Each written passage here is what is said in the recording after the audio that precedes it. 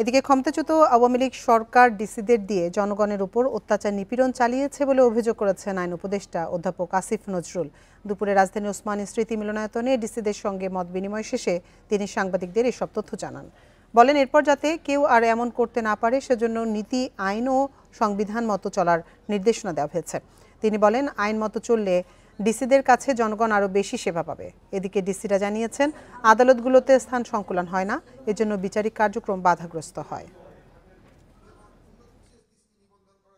এত বড় রাষ্ট্রের একটা রিসোর্সকে গত ফ্যাসিস্ট রেজিম জনগণকে অত্যাচার করার জন্য, নিপীড়ন করার জন্য এবং তাদের অপকর্ম জায়েজ করার জন্য ব্যবহার করা হয়েছিল।